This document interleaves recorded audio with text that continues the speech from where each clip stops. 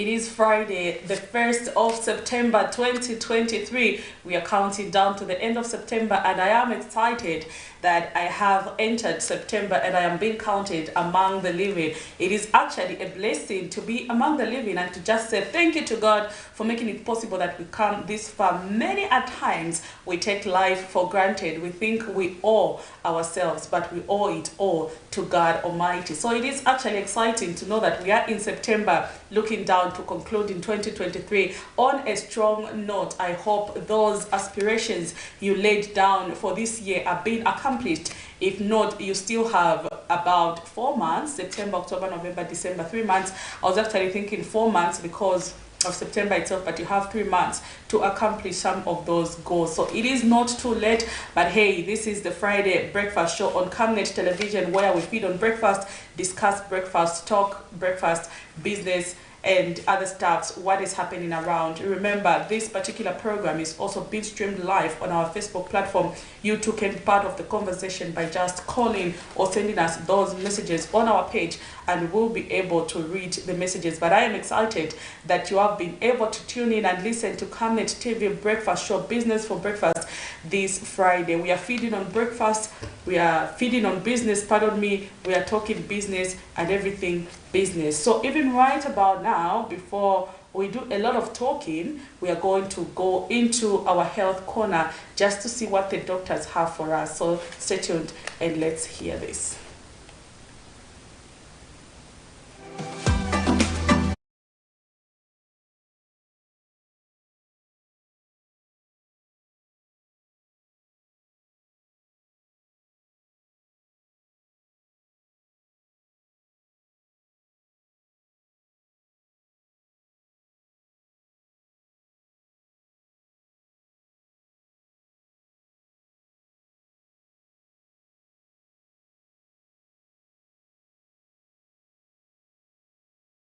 Good morning.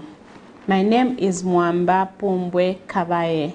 I'm coming from Medical Women Association of Zambia. Today we are going to talk about autism spectrum disorder, or ASD. So we are going to look at the risk factors, signs and symptoms, and management. Autism spectrum disorder, by definition, is a developmental disability which is caused by differences in the brain.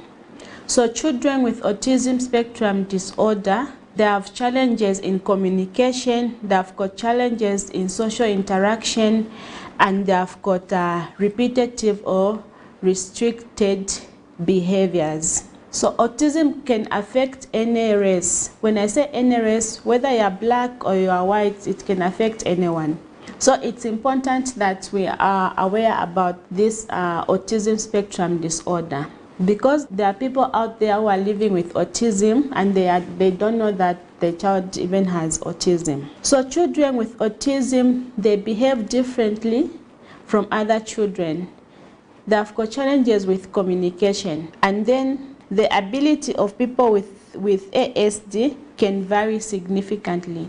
So some children with autism are able to communicate or say few words, and then others are not able to communicate at all. And these ones, we call them the non-verbal. So children with ASD, they need a lot of help in their daily lives. When we say they need a lot of help in their daily lives, a child with autism, they are able to hear you, only that they don't know how to respond to you. So how do you know if your child has got autism? So some of the signs and symptoms of autism, they start at an early age. So usually by the age of 3 years, a child who has got autism will start to show some symptoms. And some of these symptoms for autism include the 3 main ones that I spoke about. That is problem with communication, they've got problem with social interaction, and they have repetitive or restricted behaviors. So when we talk about problem with communication, some children, they're not able to communicate their needs. Like they won't tell you that I want this. Instead, they'll just pull you towards what they want, and they're not even able to point that I want this. So it is important to watch how your child is developing, because some of the symptoms and signs of autism can be picked up at an early age, and hence you can seek medical attention. So what are the signs and symptoms of autism? Signs and symptoms of autism, they include social communication. So these children, they usually avoid or they do not make eye contact.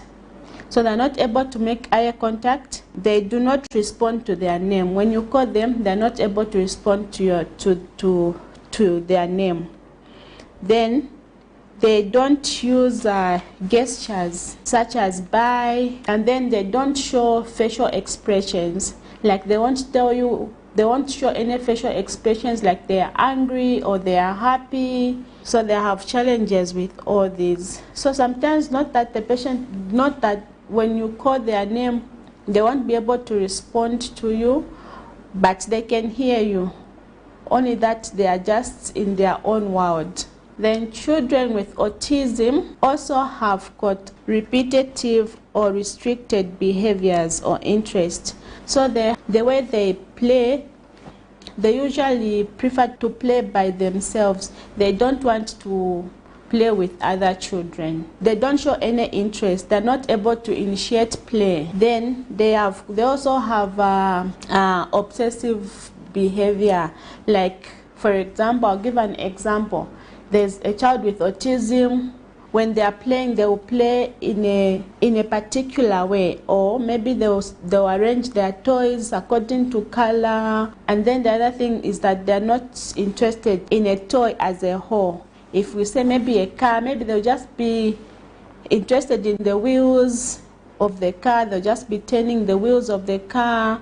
Then sometimes they've got repetitive behaviors like rocking their body or making the humming sound.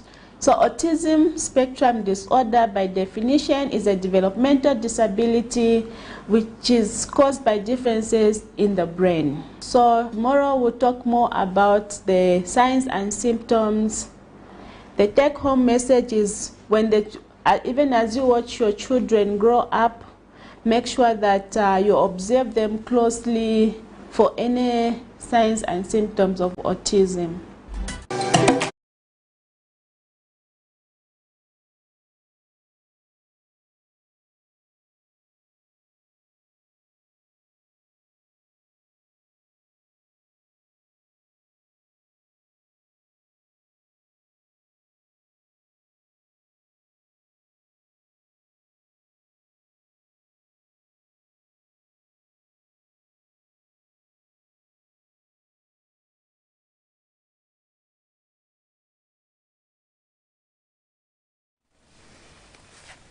There you have it there, our health practitioner explaining about autism and some of the signs that a child manifests in order for you to know that they have autism. You know, this particular illness, for me, it quite took me some time to really understand it, because I would hear people talk about autism, and you know, we've seen kids in other countries that have autism, and they've actually lived quite a good life. The likes of the famous Mr. Bean is an example of a child who had autism, and you know, he's grown up to just live a normal life. But it was different from what I used to see here in the country. And one day I was reading a particular story of how this teacher in the US was bullying actually a child who had autism. That's when I got to know about this particular illness, because when that story came out, it prompted a lot of public debate. So I sat down and I said, let me just Google about this particular illness, its signs and symptoms. So when I started reading about it, I got to know what autism is. And of course, we have quite a number of children in Zambia who are actually living with autism, and we appreciate the effort that the parents put in to raise such a child. It's not easy, but with the right support for all those parents out there who might have a child in such a condition, with the kind of support that you give them, it is actually possible that that particular child can live a normal life. So regardless of the condition that they have, you can actually use it to your advantage. Others are brilliant when it comes to doing certain things like singing, you know, drawing. People with autism, it's very possible that they can do that. All they just need is the right support, the right medication, and the right everything. We are blessed as a country. We are full of people with vibe and kids who, you know, even the way you train up a child sometimes really matter. When they meet someone who's different from them, how do they respond? We've seen sometimes incidences where kids bully other people who've got conditions, but the way we train up our children also matters in society, because it will depend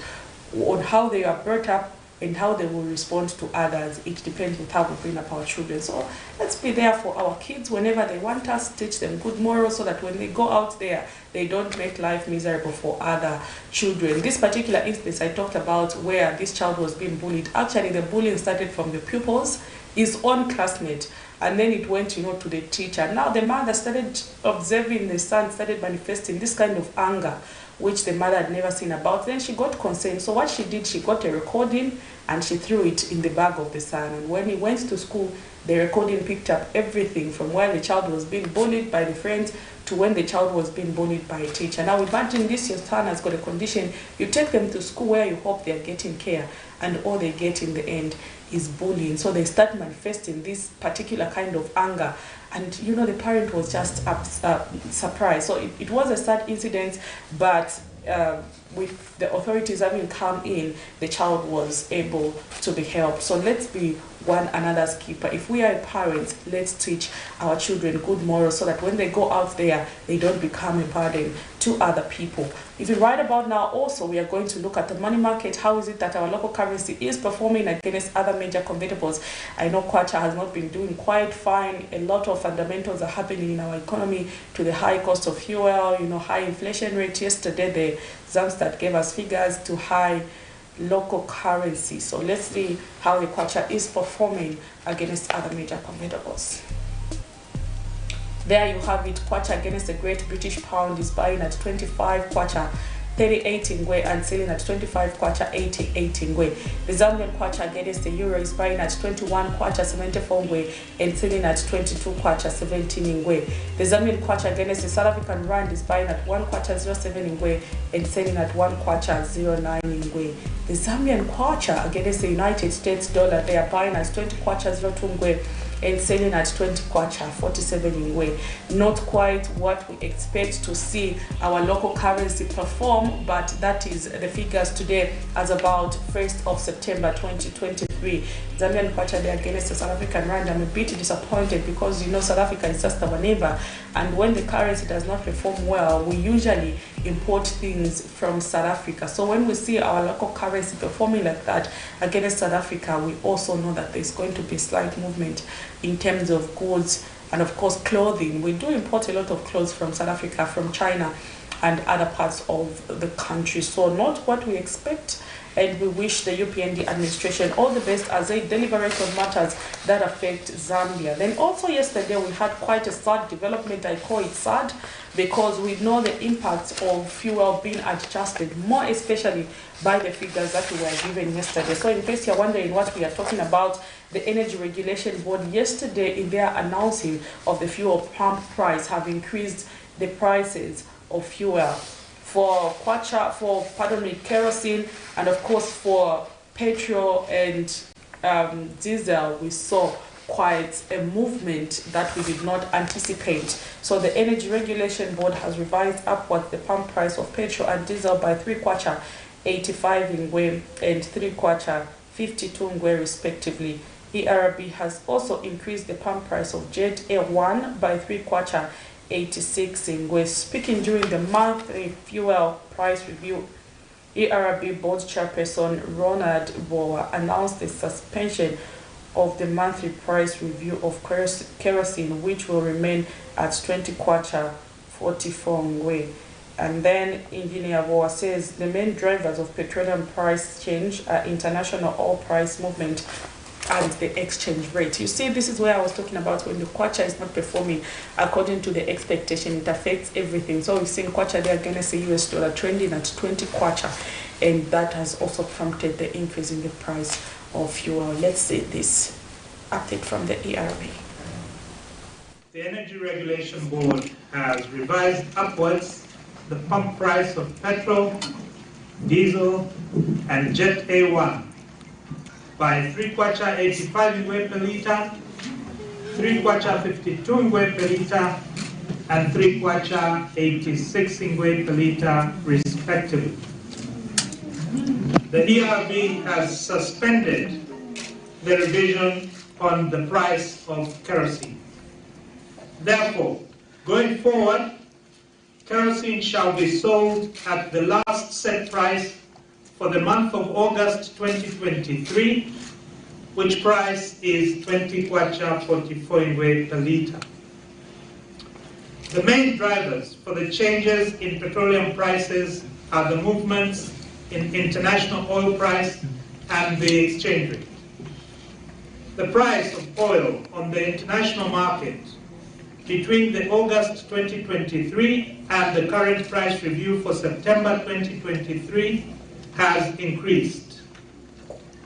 Specifically, the average prices of petrol, diesel, and kerosene also increased by 12.33%, 20.64%, and 20.02% respectively.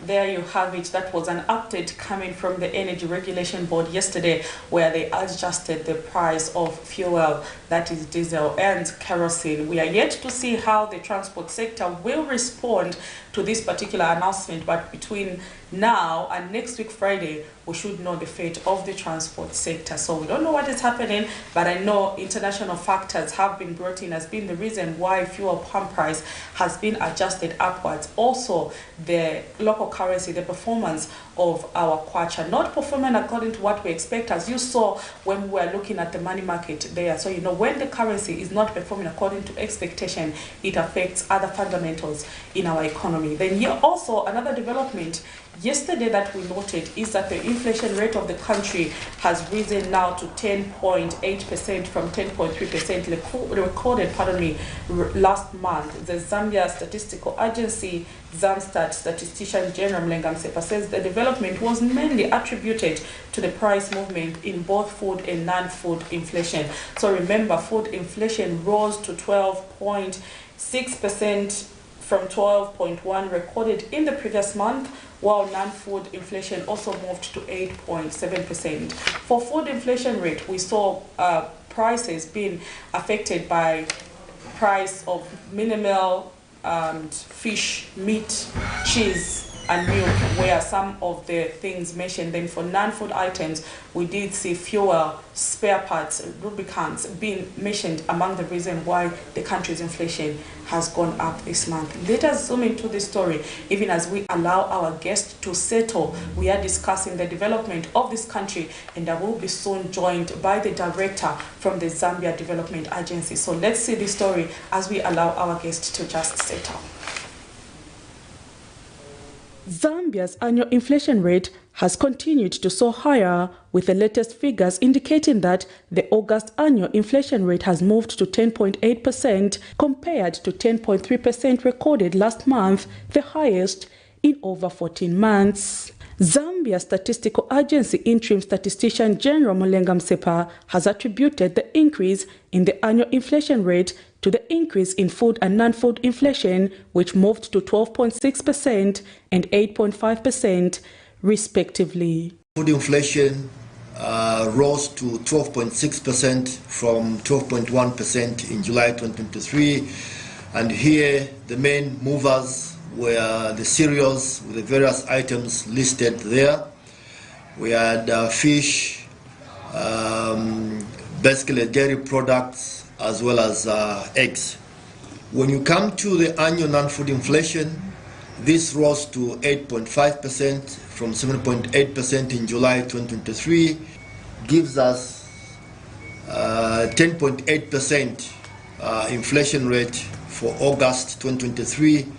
The effect of high food and non-food inflation rate is now being felt by many business owners in Lusaka who have complained over the high cost of living coupled with lack of liquidity, which is now seeing their businesses almost at the verge of collapsing.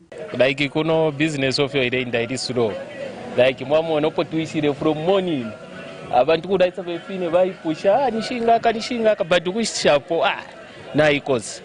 Fia kumoru fia libe fia sana badi kula bati sometimes limbi 2 days taushtishe pa kushapa ngo ichili chonse chakwa bati impia na shishupa elo manje twina abana butulesunga makaendedwe business nyokosa ndrama sizioneka elo tina mabana tifunika kuti bana badya koma pamwandi kulibe na change ichonse chetiona na shaunga wadula unga munga inensenzera 60 kwacha per day manje kutishua ni kwanise kulanganira bana bali kunyumba fake pona wanaenda ku school transport na hivi mafio ndeti vyati yako ila daily manje zona nishi kankali dweke vyako tuganizileko.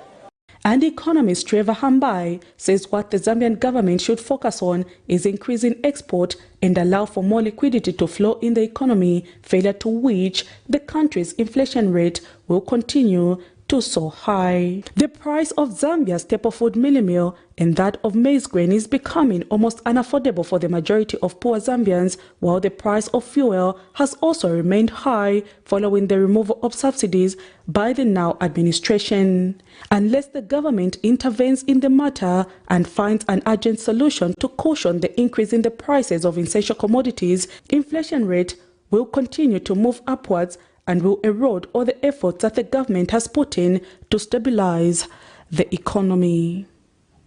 Prudence Jota, reporting for Camnet TV News. There you have it. That was an update coming from the Zambia Statistical Agency Interim Statistician General, Mr. Mlenga Msepa, who briefed us yesterday that the country's inflation rate has now moved to 10.8% from 10.3% recorded last month. We also spoke to some business owners in Lusaka who expressed concerns over the increase in the price of both food and non-food items, and also the effect that all this is having on their businesses. You've seen some business owners there saying it has become difficult to find customers, but we are hoping that government will succeed in, improving Zambia's economy. I always emphasize when I come on this program to say, if you wish to see the current administration fail, then you are not a good leader, because if they fail, we all fail as a country. But if they succeed, we all feel the impact of the success. So let's wish government all the best. But for those who are doing business, I actually have good news for you. In studio today, I am joined by the Zambia Development Agency. What they do, you will learn later on in the program, but they also promote businesses. If you want to become an international business, this is a program that you have to listen and call so that you ask those questions, how you can break through on the international market. So this morning in studio, I am joined by the Director General of the Zambia Development Agency, Mr. Albert Halwampa. Sir, good morning. Good morning, Prudence. I'm glad to be here. We are excited to host you on the program. I know it is the first time that you are appearing on our program, and we look forward to having a fruitful discussion when it comes to the role that the Zambia Development Agency plays in promoting investment in the country. So in case you're just tuning in to Camnet TV, this is a breakfast show, Business for Breakfast on Friday. Remember, every Friday morning we feed on business, where we discuss quite a number of things happening in our country. So now, ZDA is Zambia's economic development agency, which with a multifaceted mandate of promoting and facilitating trade, business development and investment in the Republic through an effective, efficient and coordinated private sector-led economic development strategy. In case you're wondering, when we talk about private sector, I hope and I know that Mr. Halwampa will be able to explain more on that. And so this morning we are engaging the director to understand the investment environment in the country. I know quite a number of people have been expressing, concerns to say the investment environment in Zambia is becoming harder than we anticipated. But is that true?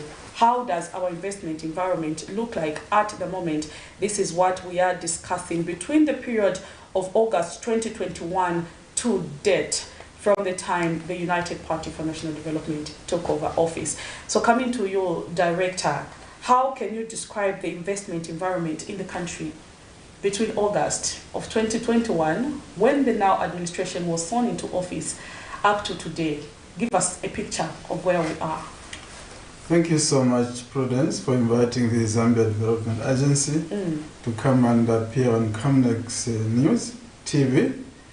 Let me just first tell the audience who ZDA is, or the Zambia Development Agency, because our small survey shows that people don't really understand what ZDA does. So the Zambia Development Agency is government's premier agency, economic development think tank that promotes trade and investment.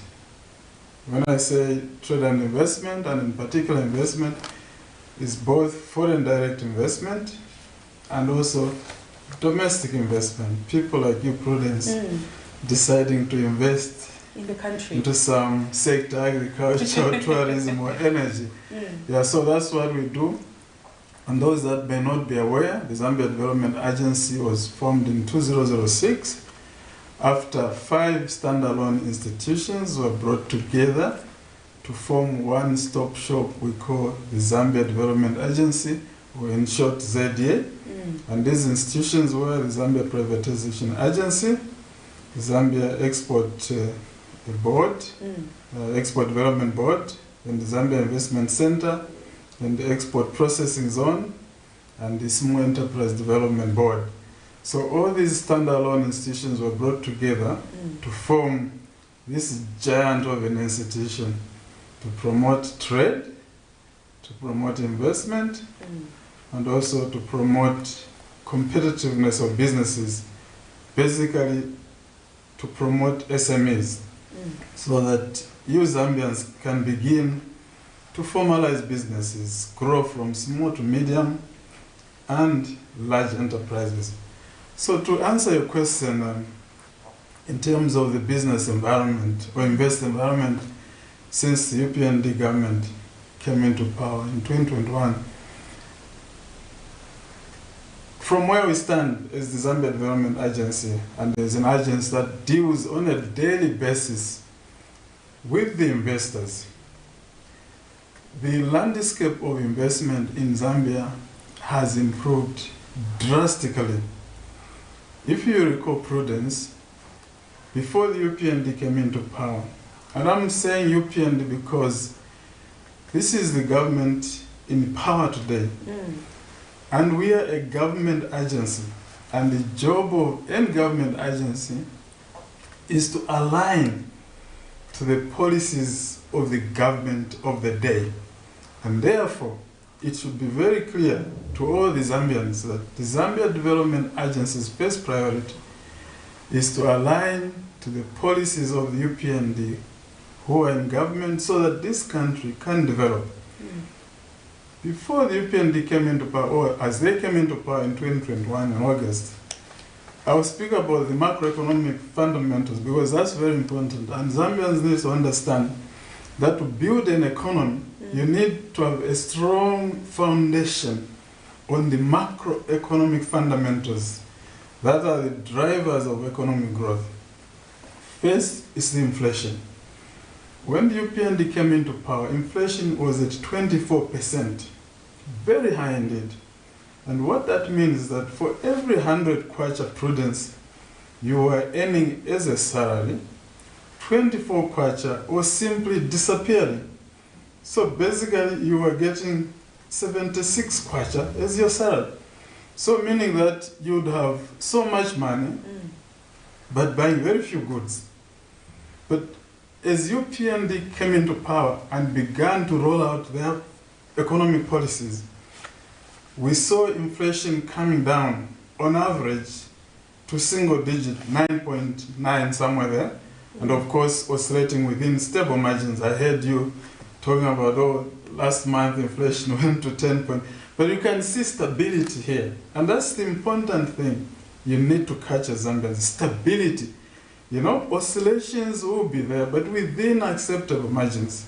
Okay? So we came from 24% to now averaging 9.9%, 9.8. meaning that for every 100 kwacha you earn, you are able to effectively, buy goods worth 81 kwacha somewhere there, less than 91 kwacha somewhere there. Okay?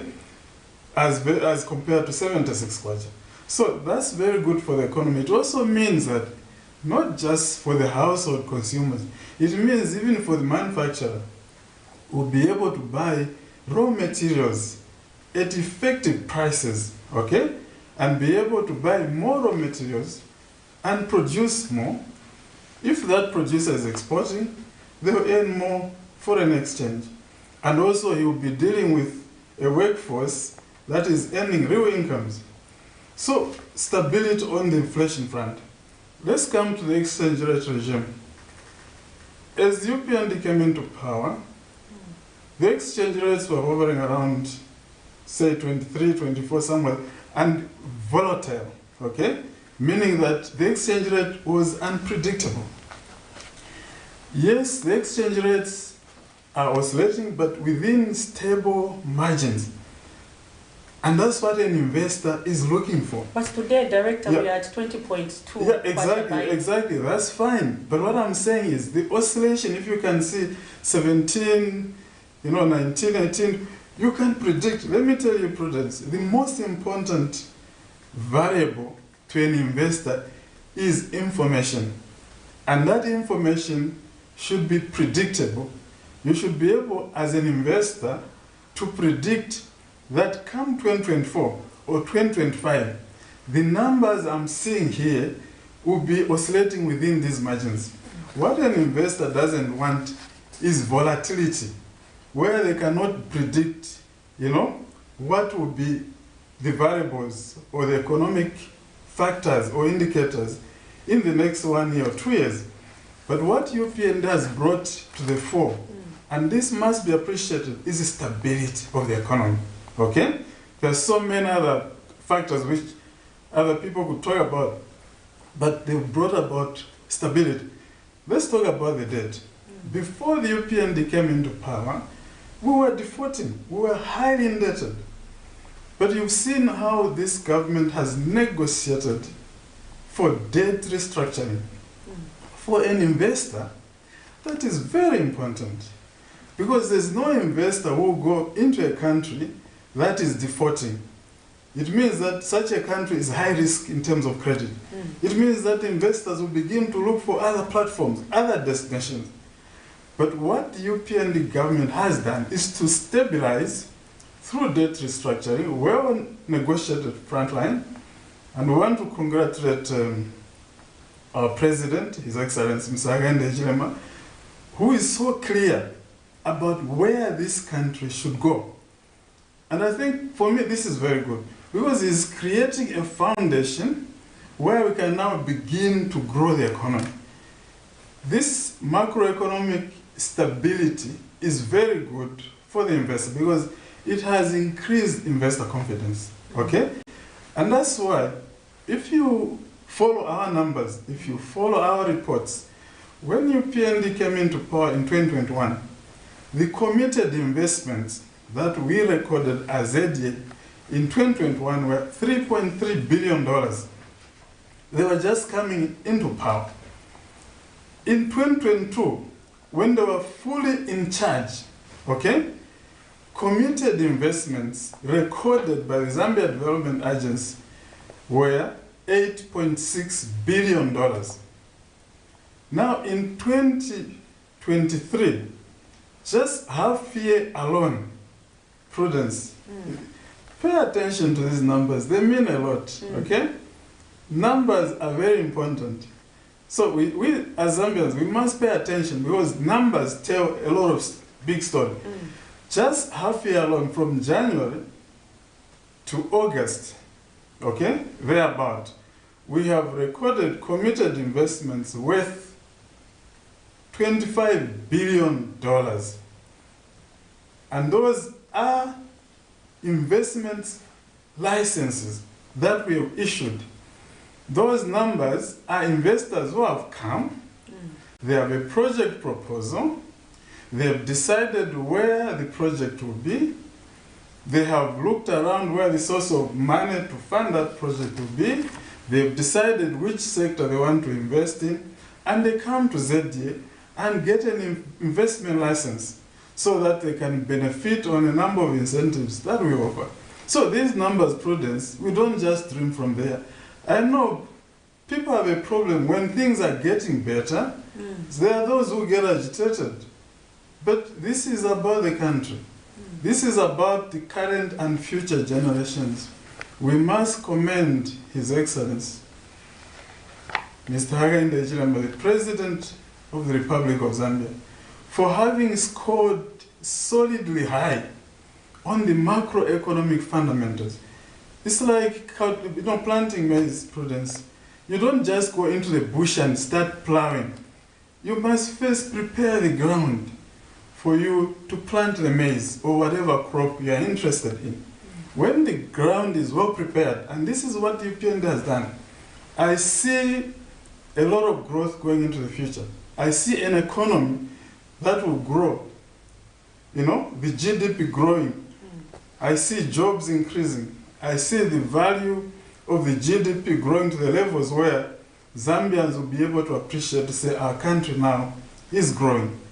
This is very, very important. And we must understand that these numbers are real. There are those who ask Prudence to say, oh, you are announcing committed investments, huge figures, billions. Yes, the point is, even when the numbers were small, we were recording. So now that the numbers are huge, the same formula we're using to record the some small numbers is the same formula for the big numbers. So we'll not stop doing that. Yes, I'm coming to that point. Everybody's asking, no, you're announcing these numbers, but what is the actualization? Let me tell you something, Prudence. When you plant maize, me, I've been in a village and a farmer. You know, I've heard the plow and saying hollow, whatever it is.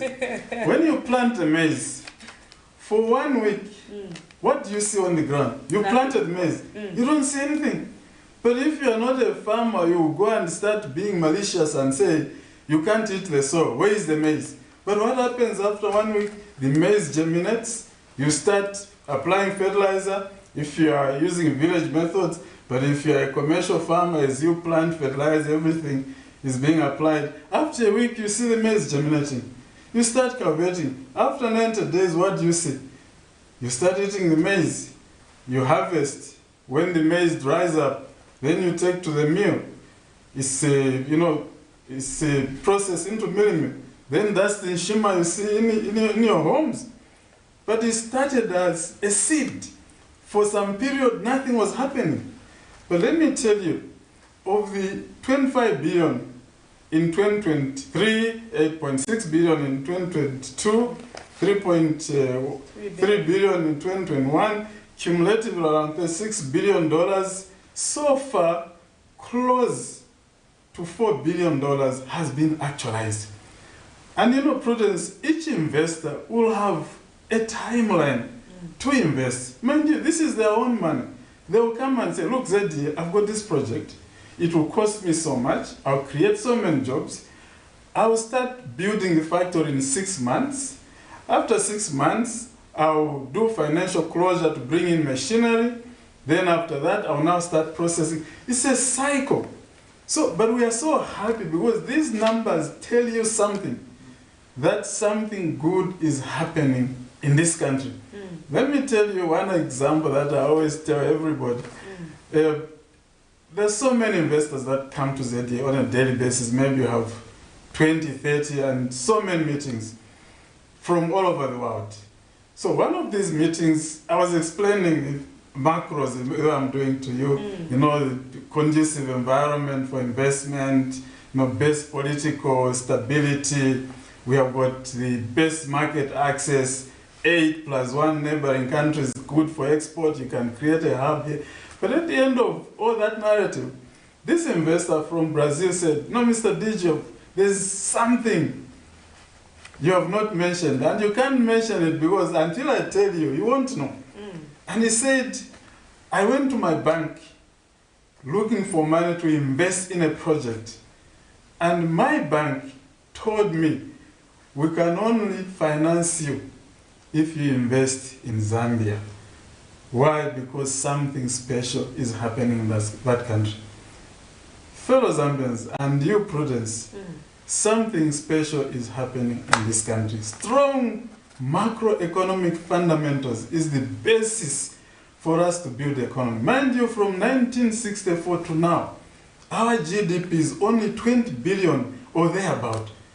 All these years, 50 plus years, $20 billion. The highest GDP in the world is the United States of America, around $25 trillion. Okay? And if you look at the ladder, the ranking, we're about 100 something. The point is, are we going to continue doing the same things over 50 years to build the economy of Zambia from 20 billion, say to 100 billion? The answer is no. But for me, the solution is that we have a president who is an economic manager. And that's what we need.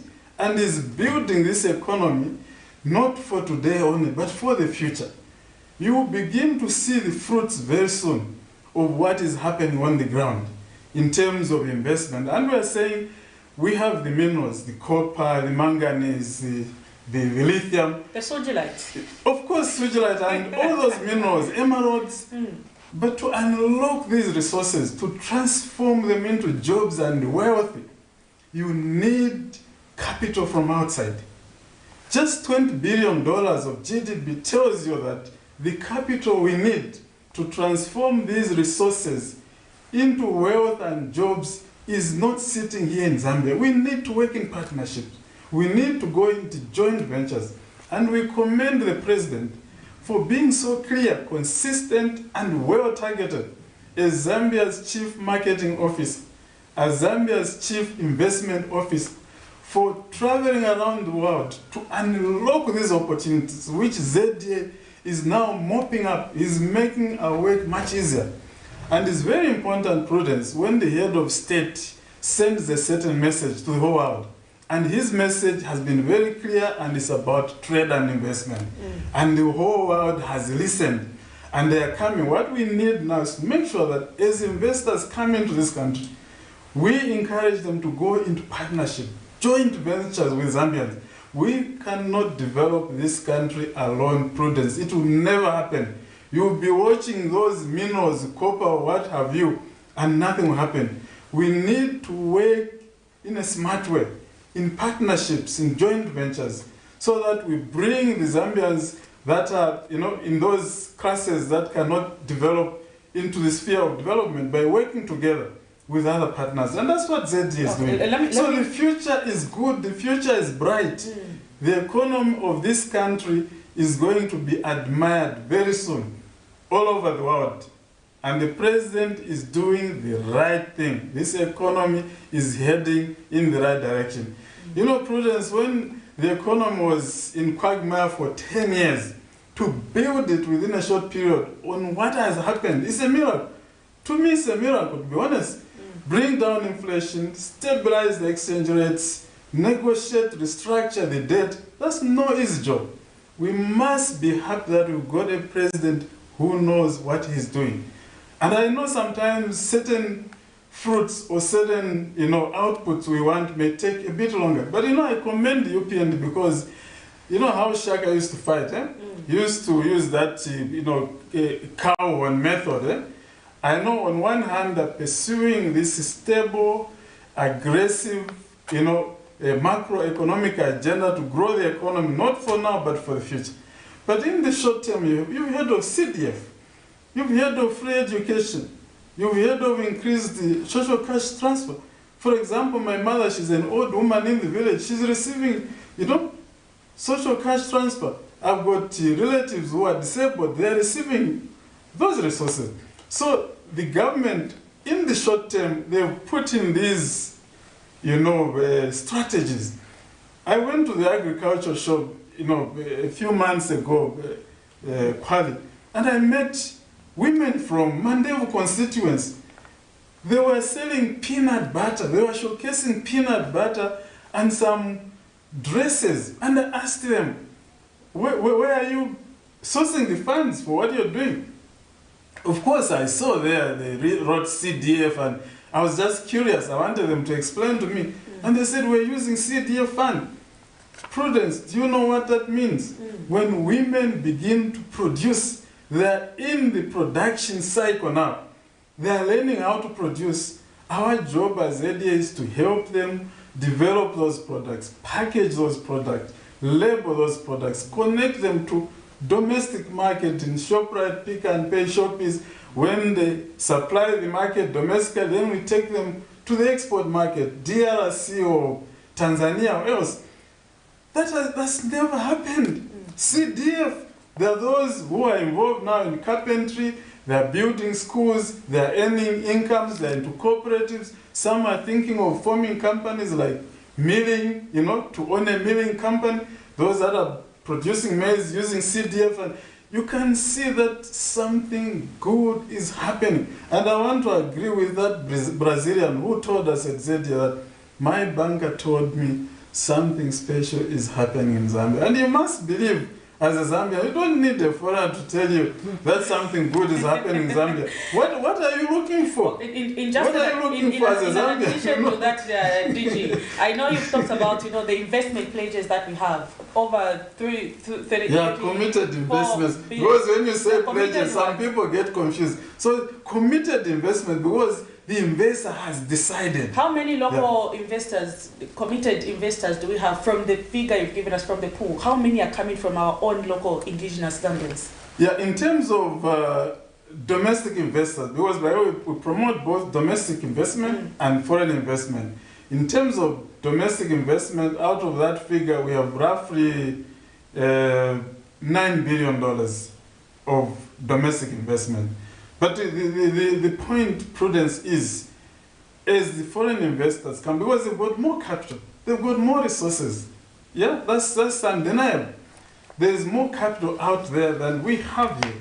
So what we need is to encourage them to partner with Zambians. If they want to go into mining, is there a Zambian with a mining license? And they use that as equity, to form that company. Is there a Zambian with so much hectarage of land, 500 hectares, and there's an investor looking to invest in agriculture? Then they form this Zambian with a title, partners with this foreign investor through equity of that title, then they partner, okay? So in all the sectors, we can encourage partnerships. And I'm sure, Prudence, at the moment that the country wants to produce up to 3 million tons of copper. And that 3 million tons of copper, the government is emphasizing in value addition. And we are now talking about electric vehicle batteries and accessories to make sure that we don't just export the copper, but we produce electric vehicle batteries and accessories, and even assembling vehicles here. Assembling motorbikes, we've had investors interested in those areas. So you can see how bright the future is. If you're producing 3 million tons of copper, you're talking of increased energy demand, investment opportunities in energy, you're talking of logistics opportunities, you are talking of Zambians in the backward and forward linkages to supplying the mines. So the future looks bright, and also government is promoting farm blocks to bring in core ventures into those farm blocks. For example, bring the best farmer from anywhere in the world, Brazil or any other country, and then they do outgrower schemes, produce the maize, the wheat, process it, export into DRC, SADC region, COMESA, or the African continent of free trade. Mind you, the Russia-Ukraine conflict at the moment has disrupted supply chains. Africa alone consumes roughly in excess of 80 million tons of wheat. Imagine, Prudence, you and your colleagues come together and say, Minister of Agriculture, we want to go into this farm block. Zanaco, can you give us this capital? We want to buy equipment, we want to produce wheat. Just 1 million tons of wheat. And the price is around $500 per ton. We earn you $500 million. Just 1 million tons of wheat. So also, Prudence, I think as Zambians, let's change our mindset. Let's reset the button and say, let's work hard for this country. Let's work hard for this country. Others have argued that access to capital is a problem in Zambia. If I go to a bank today and present my idea and say I want to get this particular loan to invest, for example, in this mining sector, in this particular mine or in this particular agriculture sector, the banks have just closed doors when it comes to giving resources to people who go with ideas. Not necessarily Prudence. I don't know whether your argument is backed by evidence, but the point is, if Zambians come together and put a bankable proposal simply tells the financier that if you give me this money, I'll be able to produce so much, sell so much, pay you back the loan, and then I grow. Of course, the president has been very emphatic for the banks to bring down the lending interests. Of course, we don't deny the fact that the interest rates are quite high at the moment. But the point is, at the moment, ZA is working with a lot of partners around the world. You know, we're working with the Development Finance of the US, the Afrexim Bank, the Zanaco, ABSA. All these banks can syndicate to make sure that the interest rates are affordable if the project is bankable. Because any financier who sees money in your project will definitely negotiate with you and bring down the rates. I think in most cases, because Zambians, we want to go it alone. You want to go there alone, it's your idea, you don't want to work with others, you don't want to partner, and as such, we go there as high-risk borrowers. You get my point? So as Zambians, we need to learn to work together. As Zambians, to work together as foreign investors so that our case is stronger, so that we can argue on a better, stronger platform. Then money will come. But of course, going into the future, these are some of the areas that government are looking into. These are long-term solutions, and I can guarantee you at some point, these will be some of the solutions you begin to see in this economy. Talking about addressing the cost of living, I know you did talk about this environment that you've created that is seeing a lot of business ideas and a lot of business pledges in the country. But on the other hand, we are seeing the cost of living continue to go up. I can give you an example. Yesterday, we did speak to some business owners, and among the things that they complained is that the cost of living has become high to an extent where we don't even have customers. Like for me, it's morning. And this is afternoon. I've not even had even one customer. Customers are just coming and they'll ask the price and they'll be like, ish, this is expensive. So how do you think, as the now government, they can address the cost of living through the kind of investment that we are having in the country? I know the liquidity sometimes can be a challenge, and investment brings liquidity in the economy. But up to now, we are seeing the aspect where there's literally very few liquidity in our economy, despite this huge investment pledge that we are seeing. Yeah, thank you so much, Prudence. You asked a very, very important question from a Zambian perspective. I know that you didn't mention some of the products. One of them is mealie, okay? So the mealie price is high. But what I can tell you is that as you begin to correct a damaged economy, some of the effects of a damaged economy will begin to manifest even when you are putting in good economic fundamentals, okay? For example, the price of maize for a long time has been so low, thereby discouraging investments into the maize sector, okay? But we've seen what the government has done in the previous season, that the price of one bag of maize has gone up to encourage investments into that sector, so that a lot of maize can be grown, so that you've got good supply of maize, so that you bring down the prices, and thereby, eventually, along the value chain, the prices of mealie meal will take their natural settling point, okay? So what we need prudence in this economy, and to be futuristic and long-term vision. Of course, we are not saying the high prices of mealie meal are not a significant response from the citizens. Yes, they are right to voice the issues of high prices of mealie meal, but I think it's time to join government to create solutions, long-term solutions. We don't want prices to be brought down, in an artificial manner. Let the economic fundamentals deal with these price issues so that as we deal with the macroeconomic fundamentals, bring in more investments, grow the GDP, at some point, prudence, the issue of millimil, when the economy grows, will not be an issue because we will have a GDP where disposable incomes are high enough to such a point that the price of millimil will be not an issue because the economy will be booming. The point is we are coming from an era of drought where the economy was sinking into negative growth of GDP.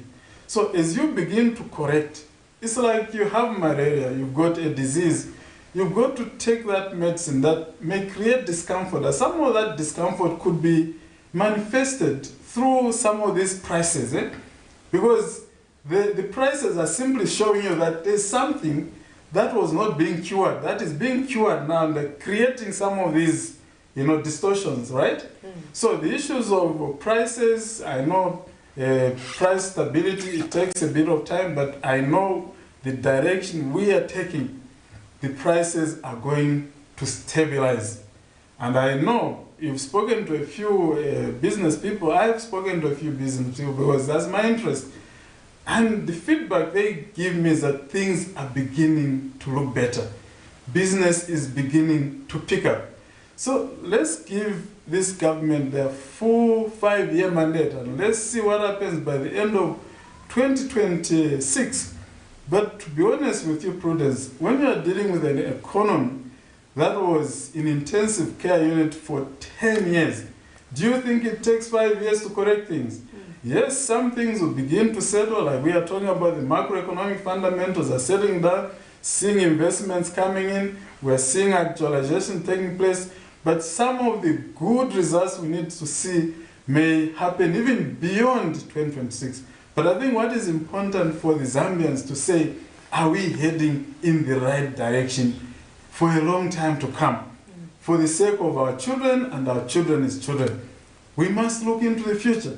In 20, 30 years from now, we should we shouldn't be talking about minimum prices. We should be talking about big investments. Zambians coming together and even investing in other countries and earn money for the country, bring it here. Minimum issues will become too basic for you and me to discuss because we'll have outgrown such issues. There will be plenty of maize, there will be plenty of rice or plenty of wheat. The country will be earning a lot of foreign exchange, the GDP will have grown, you'll be looking at bigger issues. But of course, we do agree, along the chain, we need to see how we manage all these price distortions. Don't forget where we are coming from. That's very important. If you forget where we are coming from, then as a country, we'll be going around circles. Let us be focused, eyes on the ball. Good things are happening. Investments are coming in. Actualization is taking place. And we must be happy that something positive is taking place in this country. Business pledges also comes with the creation of jobs. How many committed jobs are we looking at from the kind of investment pledge that we currently have, or investment commitment? I know you use the word commitment. Yeah, from the investment commitments we have so far, we're talking around 50,000 jobs thereabout. In terms of what jobs have been actualized so far, we're talking about around 13,000, okay? And remember, an investor will have phases of actualization. So they'll say, we are bringing in, for example, $3 billion. Maybe in the first phase, they may pump in $1 billion, create 1,000 jobs. Then from there, they'll go to second phase. What is important is to make sure that the environment remains stable. Environment remains predictable. The environment remains conducive for the invest. Because once that happens, then they'll keep telling others Zambia is the country to invest. Zambia is a stable country. Zambia is the country to settle in and produce for the local market and for export market. So we need to be focused. We need to be consistent. What do we want, Zambia? We want an economy that is big, an economy where jobs are available, an economy where wealth is being created. And it doesn't take 2 years or 3 years. It's a long-term project. And we must understand this journey, that for our children to find an economy that will be resilient for many more years to come. A lot of sacrifices will take place.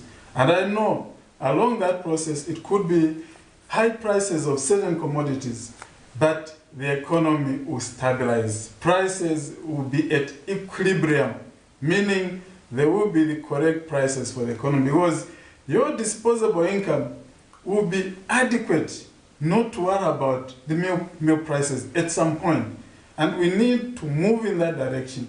We need to be focused, consistent, eyes on the ball Zambians. 50 years back in the line, $20 billion. What has been the problem? Now we have the president who is the economic manager. He is doing the right thing. He's doing the right thing.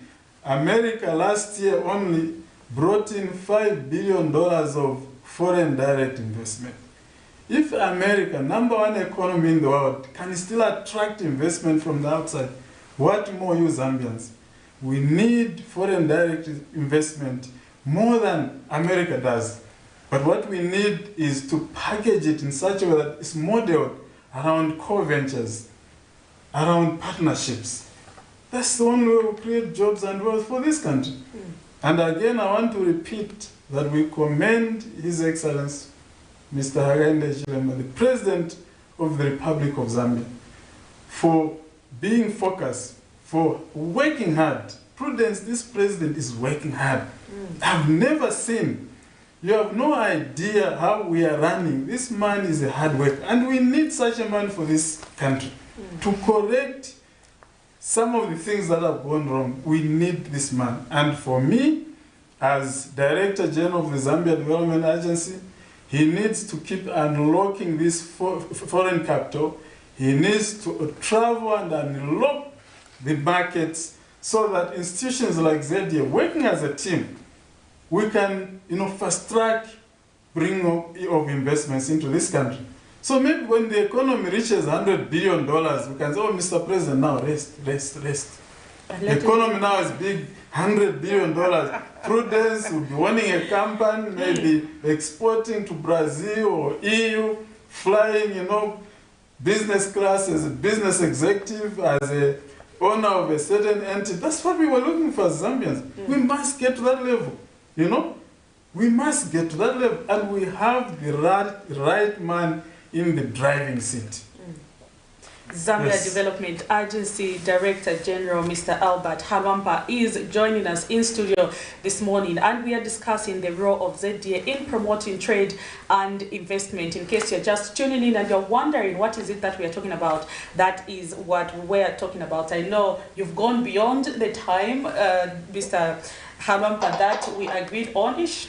Just when I was about to close, I think we have a caller. Hello, good morning. Hello, good morning. Hello, good morning. Oh, we lost that caller. I know you wanted to say something. I know time is not with us, but I'll give you a minute to just call back as Mr. Halwampa responds to the last question. You can be part of the conversation. I know there are quite a number of messages on our Facebook page. I wish I can read them all, but we will be unable to do that because the director needs to rush. But maybe as we come to the dying end of our time, I know you've talked about, investment and attracting foreign direct investment. And the question that you keep asking is, why is it that over a period of 50 years, our GDP still remains at 20 billion? And I have interacted with some scholars, some people who've argued to say foreign investors will never grow or develop the Zambian economy, because what usually happens is when they come, they invest these resources, they completely take them back in their countries and only send working capital in Zambia, which they just use to pay salaries. But where we are going, talking about the investment that we've talked about, do you think maybe as a country there are certain policies that we need to change to ensure that resources that are being made in the country, majority of the resources remain in here or is being banked here in Zambia? Thank you so much, Prudence, for that question. Yes, that's very debatable, but I think what's important is to know that we cannot develop this country alone as Zambians. We need partnerships. We need joint ventures. We need to drive policies along those models so that as a country, we develop this country in a very sustainable manner so that foreign investors and Zambians begin to partner. When foreign investors and domestic investors begin to partner, it means now you're creating a sustainable development where money now, the proceeds of these investments can stay in the country. Of course, every country has got so many models on how to deal with investors in terms of how much money remains into the country. Those are policy options that exist to every government. And I know that government is aware of what could be the best model at the moment.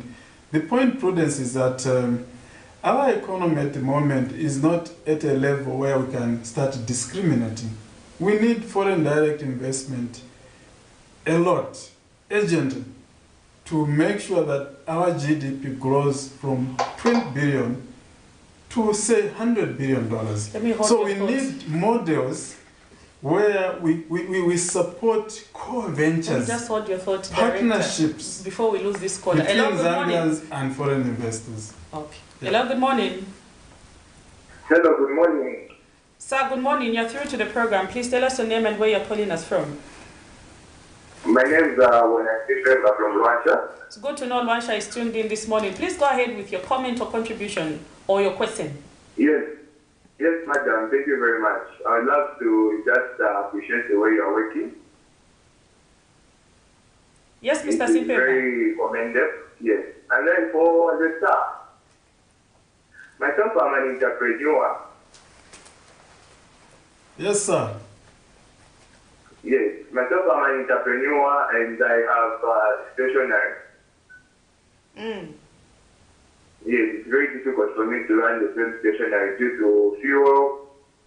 And this same fuel has led to prices of reams of paper, among other stationery equipment to be very much expensive. Yes, and I have opened the shop from 06 to the up to now. I haven't received any customer. And there he's saying that the UPND has been working very hard. So I would love to just quickly go back in 2021. At least back then we would have customers, and here in Russia, at least used to go in the mine they would work. But ever since the UPND came, the mines have been closed. And then there he is saying that the country is doing very fine. Where exactly is it doing very fine? Prices of mini meal among other commodities have been high. So I don't actually agree with him, and I feel the government has to fire him because there he is lying. Saying that everything is well and everything is not well. That's a lie. Saying what the people eat without eating in Shima. Eating is very expensive, and there he is, he's smiling, saying that people are eating. That's a lie. And Mr. we have to cut. Okay, thank you so much. That is where Simpemba from Luansha there saying his business is not performing according to his expectation. When the UPND came in office in 2021, the business was booming, but that's no longer the case. Maybe DG, as you respond to the last question, also is talked about, you know, the mining in all the copper belt in Luansha. Since UPND came, they are not working, they are not functioning.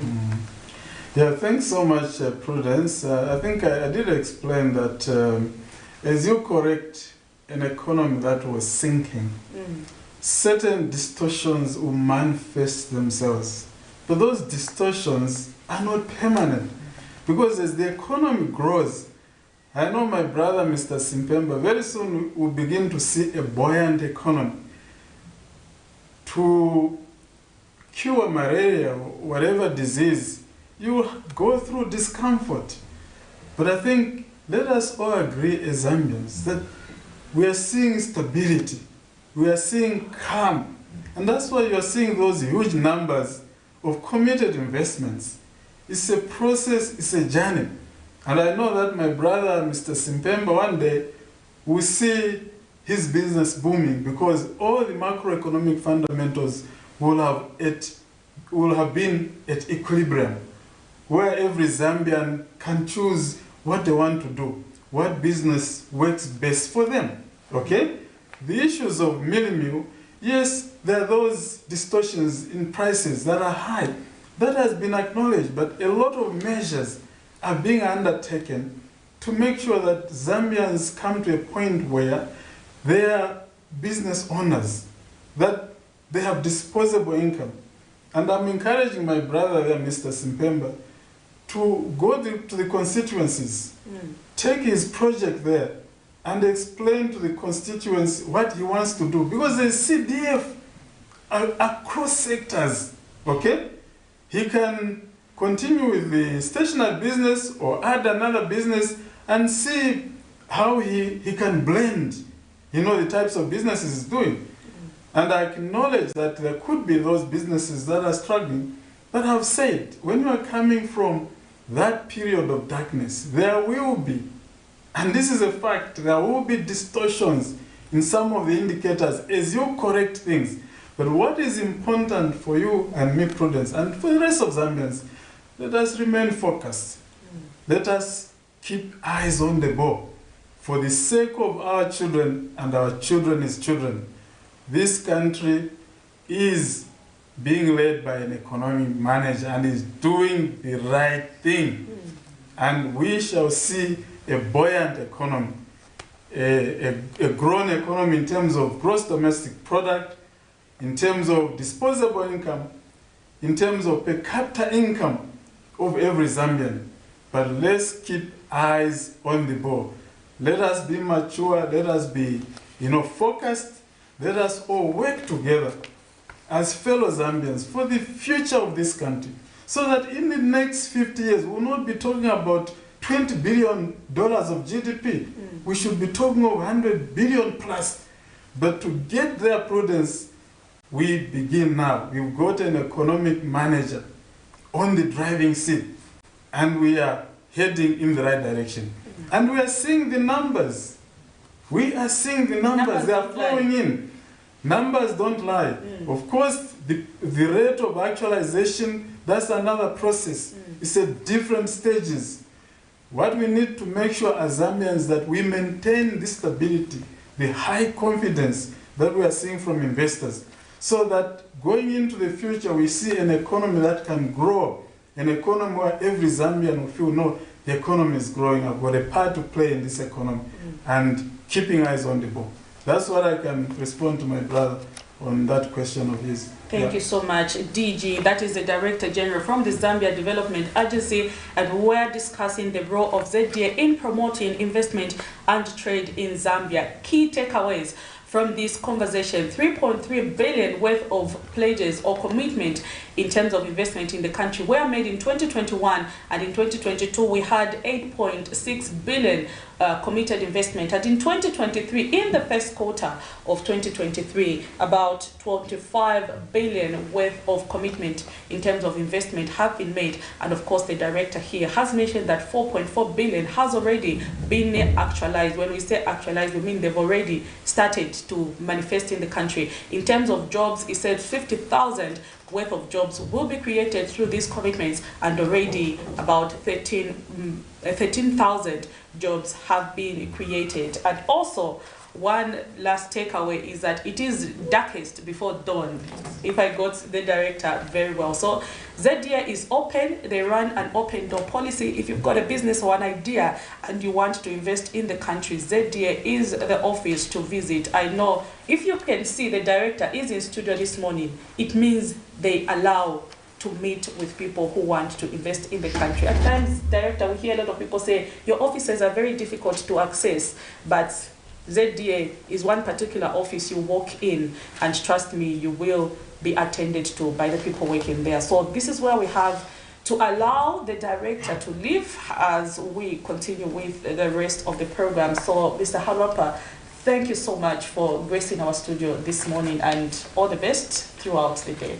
Thank you so much, Prudence. Looking forward to to you becoming a domestic investor? Of course. Partnering with a foreign investor. With a foreign investor. No, I'm in the pipeline. I'll visit your office very soon. That's the picture. I always tell people, if I can employ one person, my neighbor employs one person, and my neighbor employs one person, I'm sure Zambia would be a better place to live in. That's the picture. Eyes on the ball. Thank you so much. So we are going to take a short breather as we allow the director to leave, and we continue with the rest of the program even as we come to the end. I know we are not going to hold you for too long, but we have just a few number of things to talk about. So right about now, let's take a short break.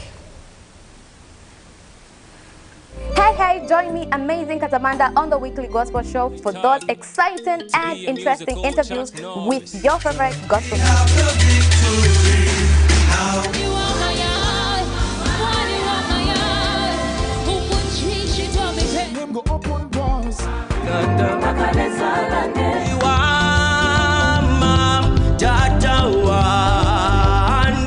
Hold on to me when it's too dark to see. You cannot put your power back to war. Hallelujah. And this time around, we are bringing to you entertainment news and the counter, as you guys are able to nominate your top 3 favorite music videos of the week.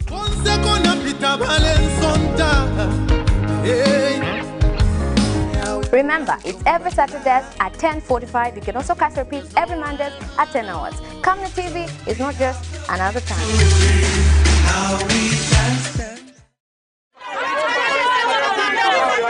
For immediate coverage of any breaking or latest news in Zambia and around the world on Camnet Television, call the numbers on your screen.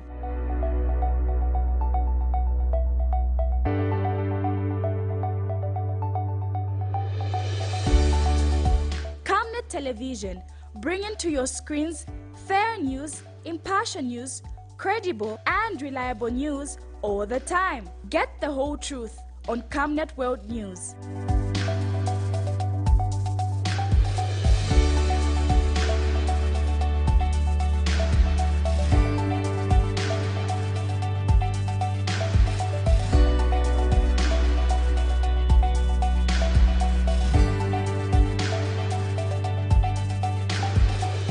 Camnet Television, not just another channel.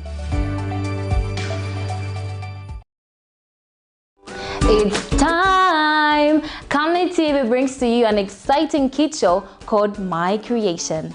Join me, Sarah Chandamagazagia, to interact with kids with special skills and talents between the age range of 9 to 17. This show will come to you every Saturday at 13:30 on Camnet TV, not just another channel.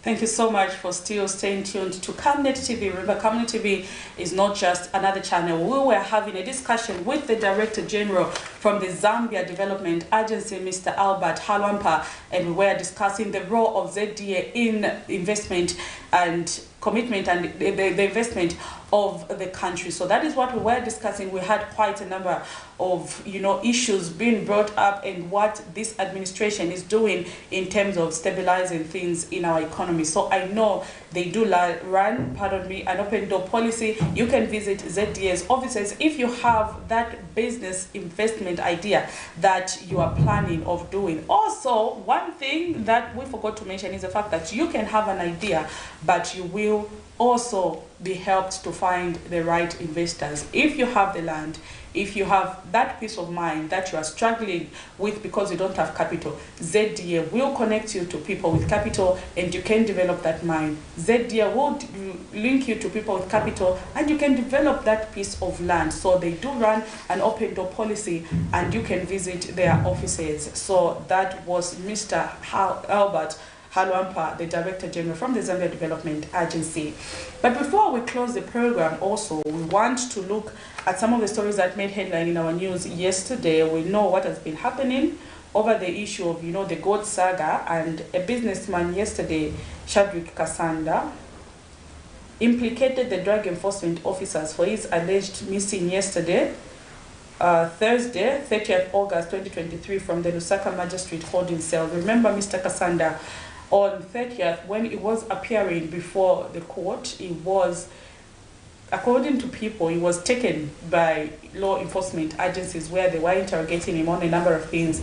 But when he appeared before court yesterday, he implicated law enforcement agencies that they took him at an ATM in Kabolonga and asked him to withdraw millions of US dollars on an ATM. Quite interesting how the officers can be so, dull not to realize that ATM cannot give you millions of US dollars unless you go inside the bank. So that was Mr. Kasanda's allegation yesterday that he made in the court of law. Let us zoom into this story that made headline yesterday.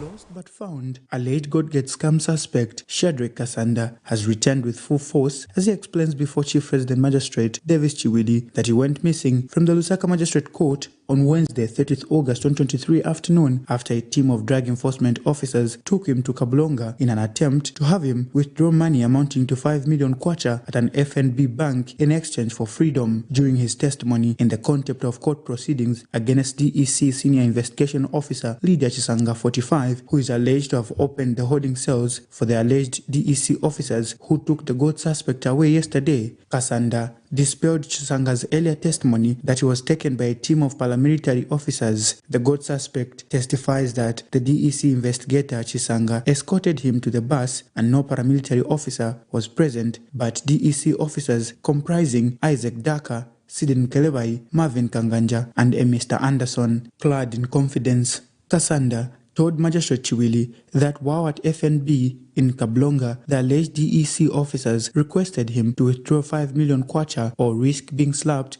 with the offense of armed robbery. The gold scam accused also testifies that after the failed withdrawal at FNB Kabolonga, he was taken to the command center and placed in a room where he allegedly called for his lawyers that the torture was too much. He says while at the command center, a gentleman told him to provide 10 million US dollars or 2 more charges would be added to ensure he rots in jail while testifying. The businessman alleges that in total, the accused should be 15, but only 11 are before the court, explaining that 4 of the accused have been hidden in a room where they are being tortured. Earlier, the DEC Senior Investigations Officer explained to Magistrate Chiwili that the 6th Armed Paramilitary Officers came to the holding cells because they were instructed to pick up Shadrack Kasanda without signing anywhere, but only introduce themselves as police officers. In this matter, Kasanda and his co-accused, including 5 Egyptians, are charged with the offense of espionage, which is contrary to Section 318 of the laws of Zambia and is triable by the High Court. The 11 accused include the Chief Executive Officer of Mahogan Airline, Jim Belemu, Managing Director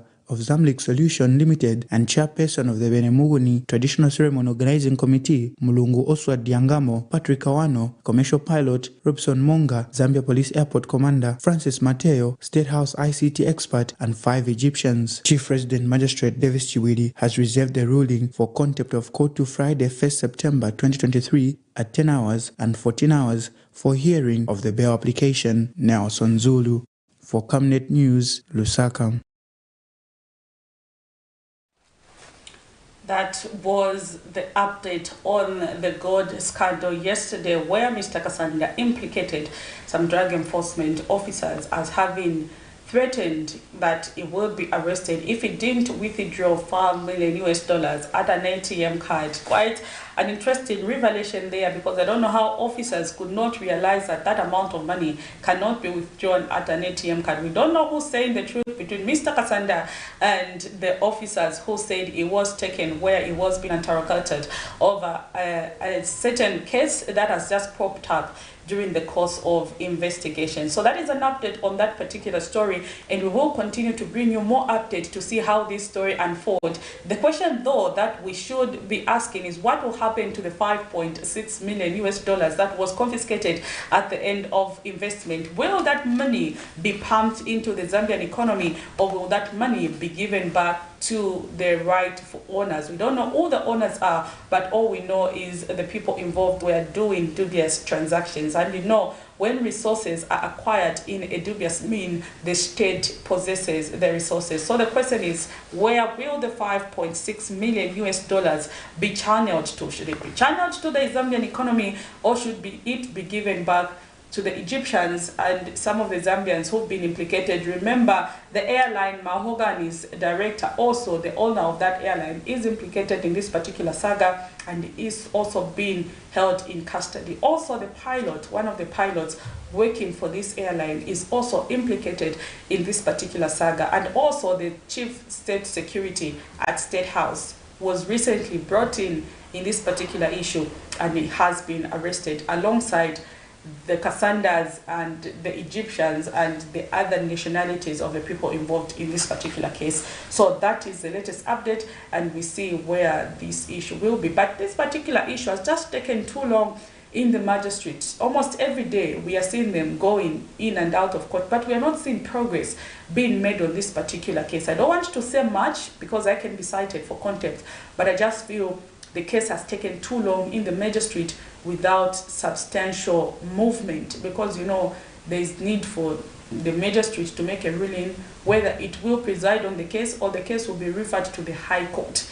But the process has just taken too long. I don't know where the problem is, but we'll see the development, how that development will unfold. Then later in the program, remember, we did indicate that the Energy Regulation Board has increased the pump price of fuel, and we are yet to see how the economy will respond to that, how the transport sector will respond to that. They've increased fuel by almost a 4 kwacha, because it's 3 kwacha, and those in ways, which is almost roughly, we can say, a 4 kwacha. So another development yesterday that happened in our news. Now, this particular story has been popping up almost all the TV stations for the past, I don't know how many years, and we don't know where the problem is. So the 1997, 98, and 99 retiree spokesperson, Siachoka Simemeza, has accused the government of being untruthful over the payment of retirees. Mr. Simemeza says their members who were retrenched from the government as part of the economic stabilization measures remain unpaid, despite government's claim that retirees have been paid. Mr. Simemeza regrets that many have died before getting their money. Now, these guys have been protesting, even in the previous administration, even in the MMD regime, in the PF regime, and now in the UPND regime. According to government, these particular people have been paid what was owed to them. But according to them, government still owes them money. The one thing that is interesting, if you ask them, how much does government owe you? The retirees just say it's up to government to calculate. So, it really confuses me, because if you're saying you owe someone, you're supposed to know how much they owe you. But sometimes when we ask these retirees, how much are you owed? They say, no, the money has taken too long, it has accumulated interest, so government needs to calculate, and when they calculate between when they didn't pay us up to now, the money has been accumulating interest, so we don't know how much they're supposed to give us. But what we just know is that this money has been accumulating interest. I sympathize with those engaged. If at all it is true they've not received these resources, this is a long time, from 1997 up to now, you've not gotten your benefit, and we hope that government will look into this particular issue and bring it to rest once and for all.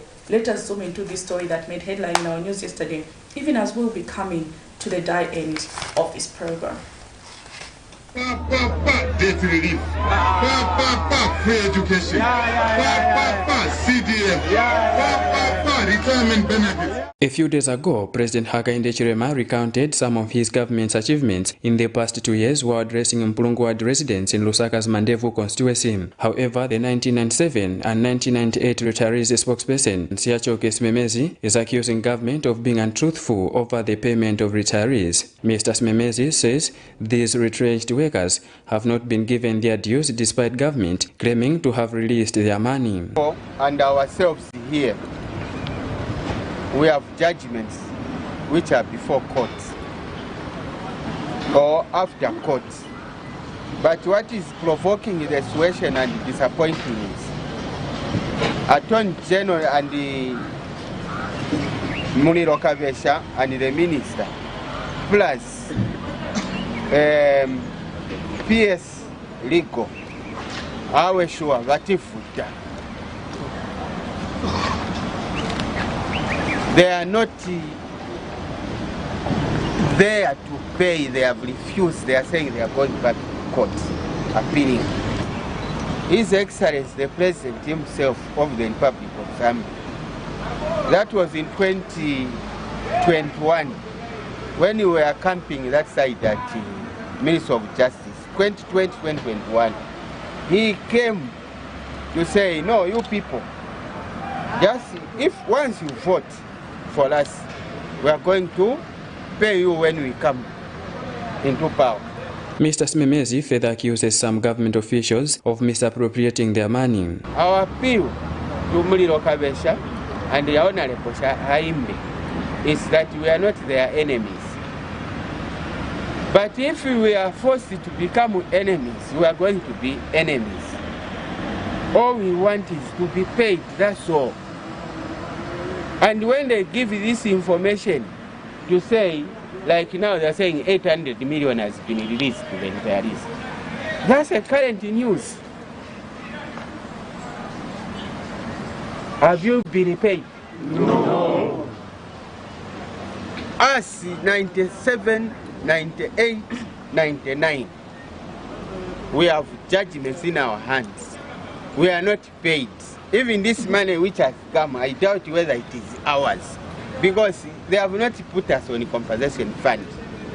So we may die with this treatment, but our spirits will still hovering at Ministry of Finance, Justice. In February this year, government released 635.6 million kwacha to pay pensions to retired public service workers. If all retirees have been paid as claimed by government, the question is which retirees have been given their money, if not these. Vincent Piri for Camnet TV News, Lusaka. There you have it. Those are our parents who have been lobbying that government should pay them their dues. These are the 1997, 98 and 99 retirees who were separated from government when government itself asked that those who wanted to to retire, go on early retirement, should do so that they can be paid their dues. But up to now they have been lobbying. So we don't know. Government says they have been paid, but they continue saying they've not been paid. When you ask how much they are owed, they say government should calculate because the money has accumulated interest. Over these same years, it has stayed without being paid. So I hope that particular issue will be looked into by our relevant authorities to ensure that our parents are paid what they are owed. This, if it is true they are not paid, that money belongs to them because they worked for it. So we hope government is looking into that particular issue. I know I did speak to the Minister of Justice, Mlambo Haimbe, last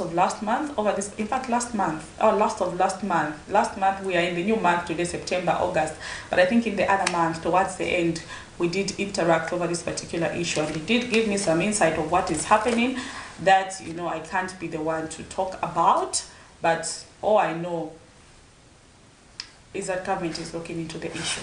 But before I say much, this is where we have to come to the end of the program. Thank you so much to everyone who kept us company on our program this morning. For those messages on Facebook page, I see all the messages. I'm seeing someone there is asking me to say, were you there when Kasada was being asked by law enforcement agencies to withdraw 5 million on an ATM? Of course, I was not there, but what I know is that 5 million cannot be withdrawn from an ATM card unless otherwise. $5 million US, that's almost impossible. But in whatever case, we wish Cassandra and everyone who are involved in this case all the best. Hope they'll give them bail very soon so that they can have at least breathe some air outside the detention cells. I know detention cells are not a place you'd like to be, more especially if you've not been in such particular case for a long time. Where you're taken there.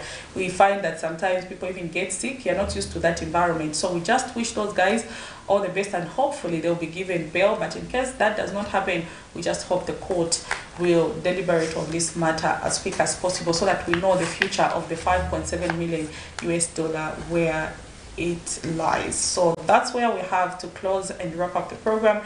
For everyone who's been following us on Camnet TV, please keep watching Camnet TV. For those who've got news, in case there's news happening in your community, you'd like to get to us, you call the numbers, we are not responding, please just send us a text message on our Facebook page. That way it is easy for us to get back to you quickly, because we have someone who's dedicated to picking up those messages. So if you're unable to get to us through our phone line and there's a news item in your community, just send us a message on our Facebook page and be rest assured that we will get back to you in the soonest possible time. So for me, Prudence Chota, and my director this morning, Mr. Elijah Chifita, the black man himself, it's bye and God bless you till next time. See you on the other side.